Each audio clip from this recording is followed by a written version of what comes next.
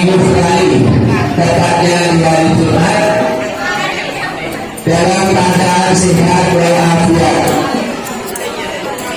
Yang kedua, saya bersalam semoga tercurah limpahkan dari doa Nabi Muhammad SAW yang telah membawa kita dan menuntun kita ke jalan Islam sehingga kita berada di jalan yang benar. Anak-anak sekalian, untuk pagi hari ini sekali lagi saya persilahkan kepada penyaji, baik itu pembawa acara, kemudian penyaji satu dua, kalimat dan juga doa supaya segera menepati depan yang sudah disediakan. Untuk menyimak acara, ya kali ini langsung saja saya serahkan kepada pengisi acara pada kali hari ini. Kepada pengisi acara saya persilakan. Bismillahirrahmanirrahim. Alhamdulillahirrahmanirrahim. Wabihi nasta'in ala umuri yawmi. Wassalatu wassalamu ala asyrafil anbiya'i wal mursalin sayyidina Muhammadin wa ala alihi wa sahbihi. Hadirin yang berbahagia, serta yang pertama-tama marilah kami menjaga yang telah memberikan nasihat dengan salam ya Allah. Salawat dan salam kita berikan kepada Rasulullah Muhammad sallallahu alaihi wasallam yang telah membawa kita dari jalan dari kebenaran. Para penonton yang saya bela, saya selaku pembawa acara akan memberikan sunnah dan sebagai berikut. Yang pertama, yang kedua, dan ayat suci Al-Quran dalam kajian Islam pertama. Keempat, kajian pertama. Kelima, kajian Islam kedua. Nah, kemudian pada hari kedua, sesi dari perwakilan penulis sebagai suara. Baiklah, kami pertama-tama, marilah kita buka acara ini dengan bersama. Bismillahirrahmanirrahim. Semoga dengan acara ini bisa membawa kami. Acara kedua, pembacaan ayat suci yang akan dibacakan oleh anak-anak Nasyawatina Al-Fatihah kepada Nasyawatina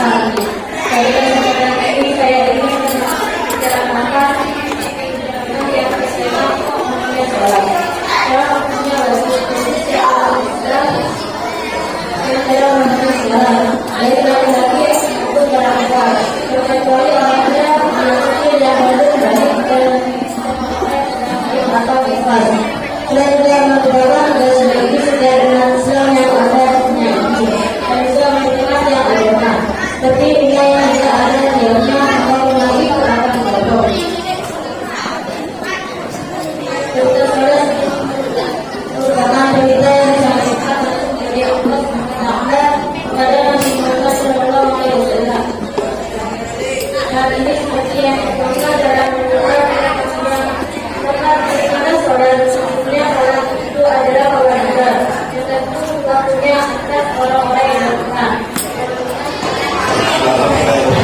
Pada pagi ini kita bisa bertemu kembali pada acara muhadharah dan pendidikan kreasi dari mudah-mudahan Allah Subhanahu wa Ta'ala memberikan selamat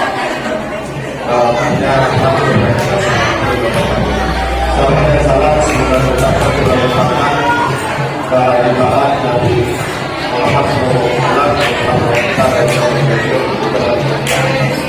Anak-anakku yang berbahagia, tadi kalian telah sama-sama menyimak apa yang telah disampaikan oleh teman kalian yaitu Pak Hasan. Sebelum kita masuk pada sesi tanya jawab, mungkin ada yang bisa menjawab pertanyaan Bapak. Tema apa yang disampaikan oleh Kanizah? Tentang sholat, yaitu pembina sholat. Jadi Kanizah itu menggugah kalian, mengingatkan kalian bahwasanya kalian jangan sampai meninggalkan sholat, ya, karena sangat penting sholat dalam kehidupan kita dan sangat bahayanya apabila kita meninggalkan sholat. Nah, sekarang Bapak akan kasih kesempatan kepada kalian untuk bertanya tentang sholat sesuai dengan apa yang telah disampaikan oleh Kanizah. Silakan yang mau bertanya dipersilakan. Yang mau bertanya dipersilakan.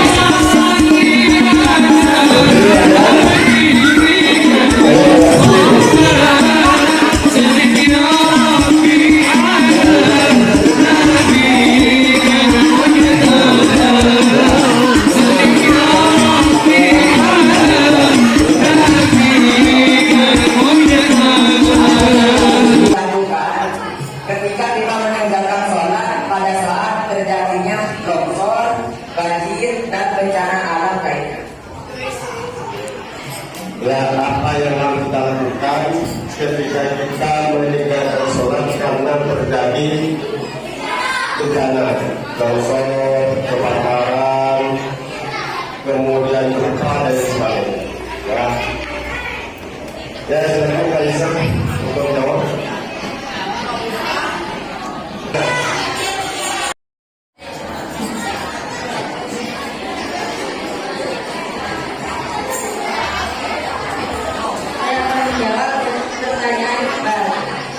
Tetap wajib melaksanakan sholat.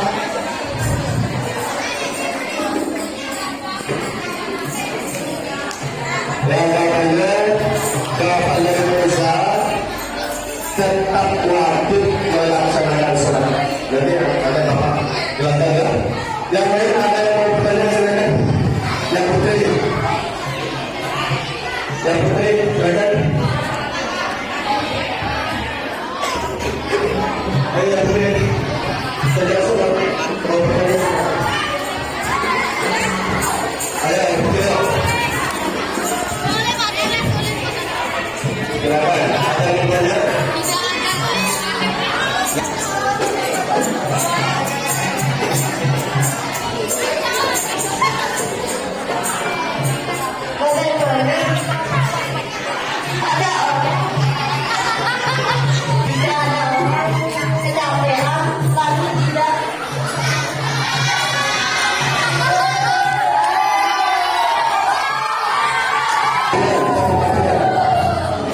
Pertanyaan yang kedua, bagaimana orang yang kecapean, kemudian dia tidur sampai melampaui sholat berikutnya, sehingga satu sholat itu tidak dikerjakan. Misalnya soal dulu, yang capek suruh bukan itu.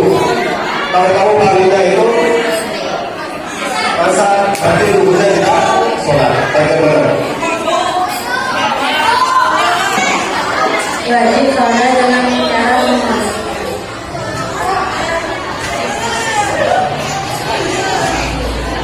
Wajib sholat dengan cara rukuk. Sebelum Bapak menjelaskan supaya bisa dipahami, mungkin ada di peserta ini yang mau menjawab pertanyaan. Ya, yang menjawab peserta ini pertanyaan. Ya, pada Bapak dengarkan ya.